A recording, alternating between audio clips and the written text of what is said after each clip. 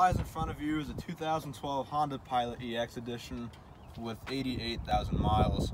Now, how this car came to be, it was originally the Honda Passport when it was introduced in 1993, which had a first generation from until 1997, and the second generation was invented in 1998 and lasted until 2002.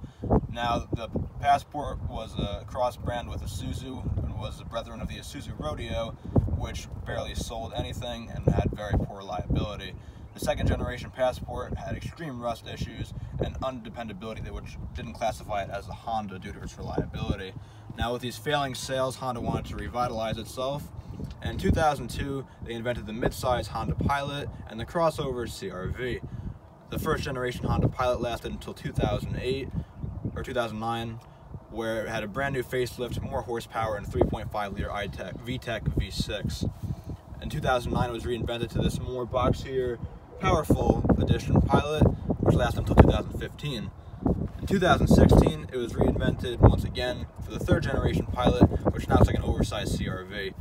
So essentially what I'm going to do in this video is going to show you the overview of the Pilot, give you a little bit of a tour, show you its unique qualities, and then give it my own personal score. Doug DeMuro, you are the one who inspired me to make this video, so if you see this, please don't castigate me, please don't sue me.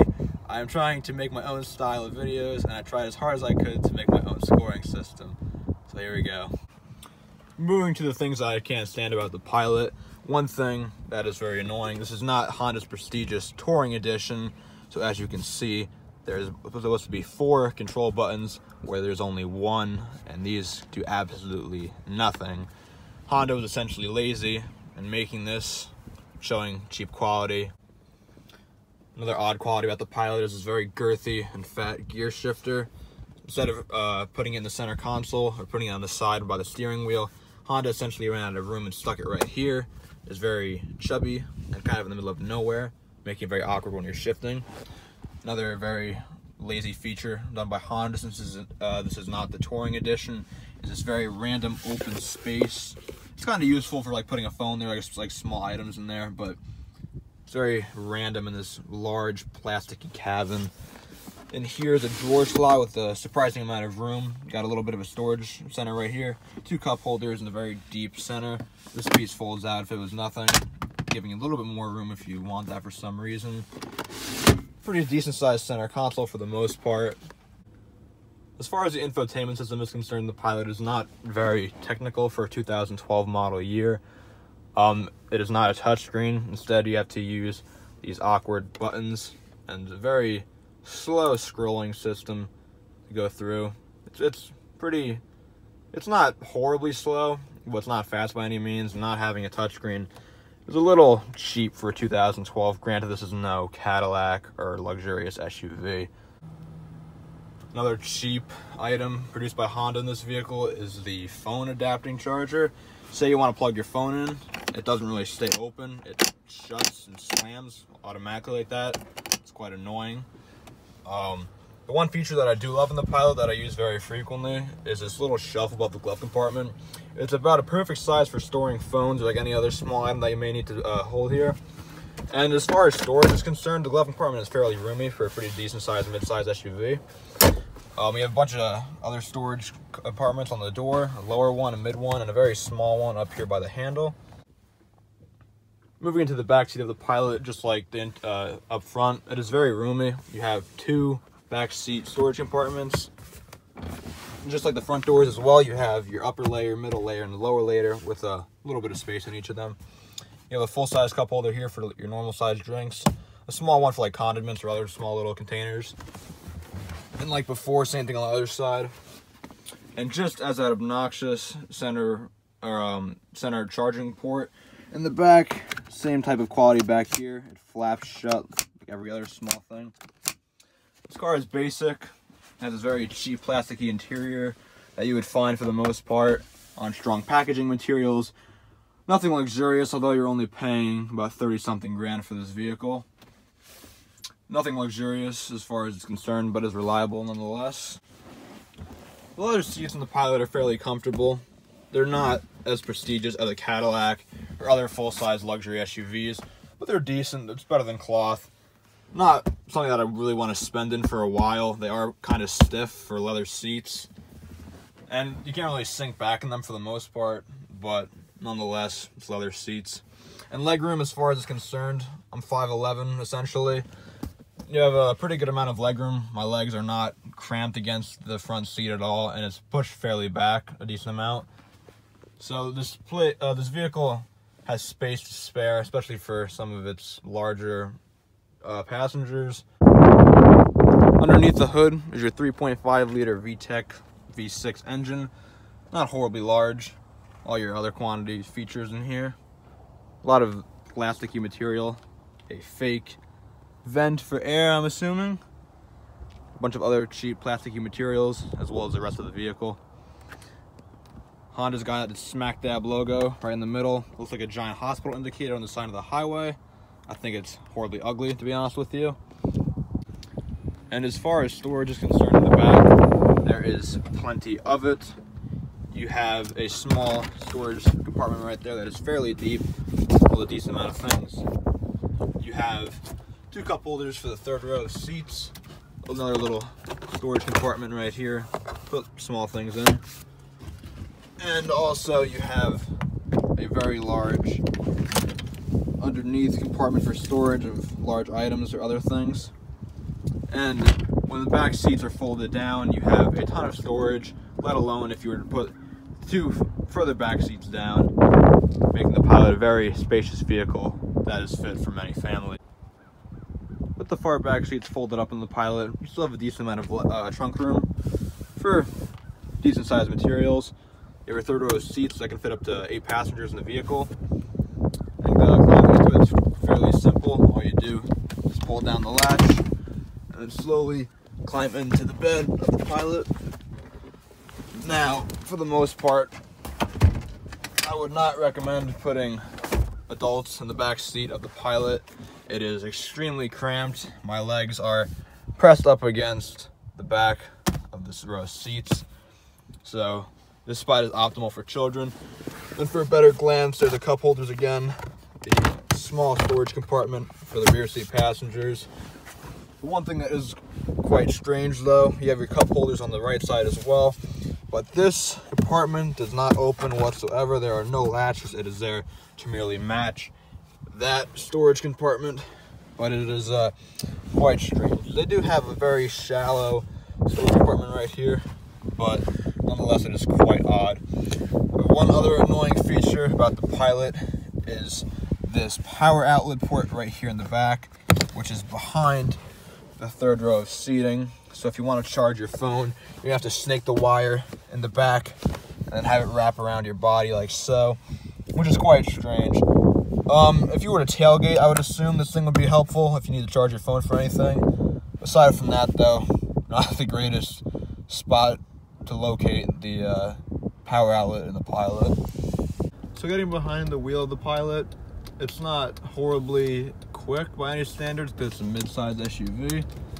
The engine responsiveness is mediocre. It doesn't jump off the line by any standards, but it's not sluggish like a smaller CrossFit or like a coupe. The ride for the most part is fairly comfortable. The leather seats help with that a lot. It's a little bit bumpy like a pickup truck, not as extreme obviously because it's got a V6 only. But for the most part, it's pretty decent. Turning's not sharp or anything. It's a bit loose. You gotta give the wheel a bit of a turning radius to get it to move anywhere. But it's mediocre like most other qualities in this car. It's not fun to drive by any standards, but I could probably handle driving in it for a few hours. It would fit a road trip alright. It's not like extremely bumpy. It's fairly smooth. The braking isn't extreme, but it's fair by most standards.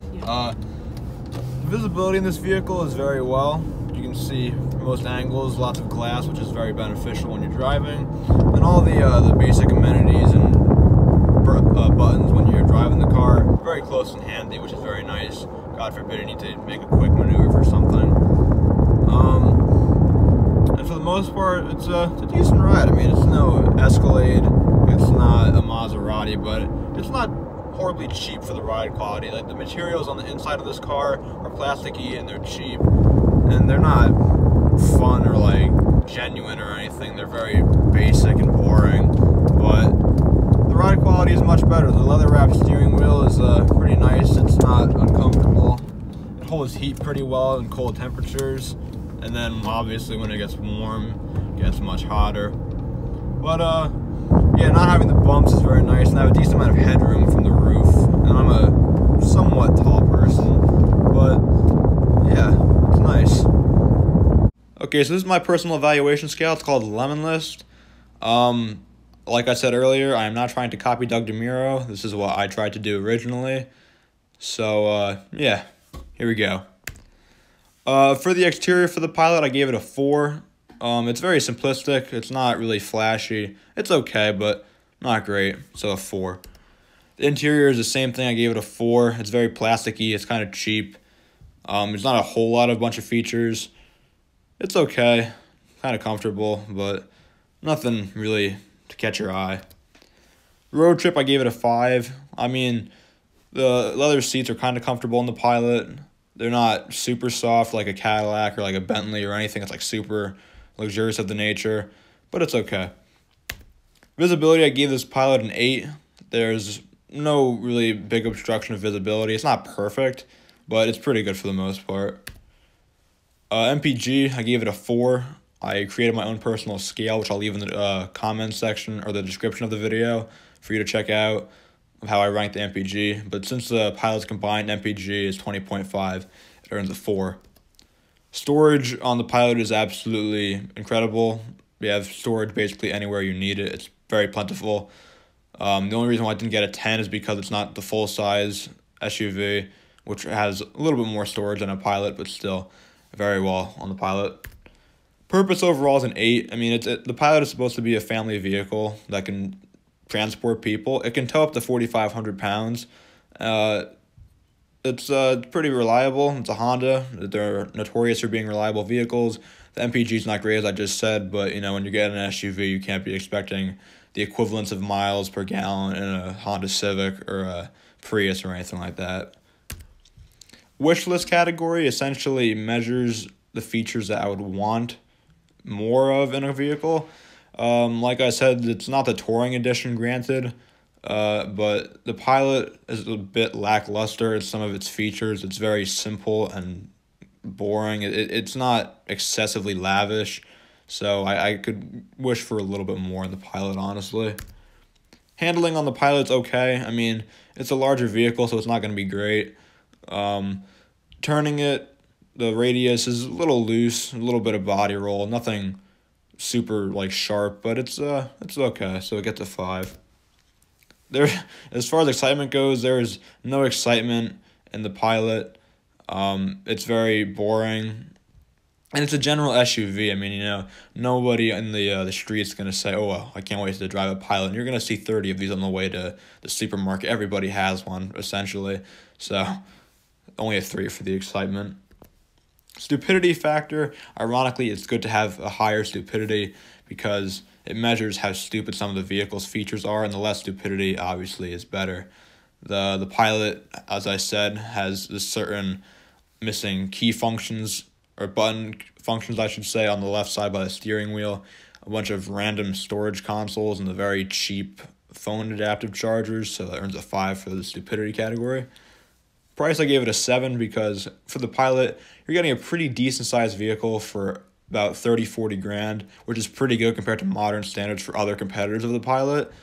The Pilot will last forever. It's extremely reliable. My mom had a Pilot, the first generation Pilot beforehand, 200,000 miles easily on it before she traded in for this one. So you're getting a pretty good deal for your money with the Pilot. Engine responsiveness is not fast. It's an SUV, obviously, so obviously it doesn't score higher than a 4. And overall amenities on the Pilot, they're okay. It's not bad by any means. The infotainment system's a little weak. Storage is good, but the missing buttons, the delayed engine responsiveness a little bit, it's just basic. It's nothing great, it's not bad, it's average, so it gets a 5. So add all those categories together as a grand total of 76 for the Pilot, And the way I calculate the overall scores, I take all the categories and divide them by the amount of categories, which is 14, getting a grand score of 5.43. And the Pilot ranks first, obviously, of the cars on the list, but stay tuned, there's much more to come. Thank you.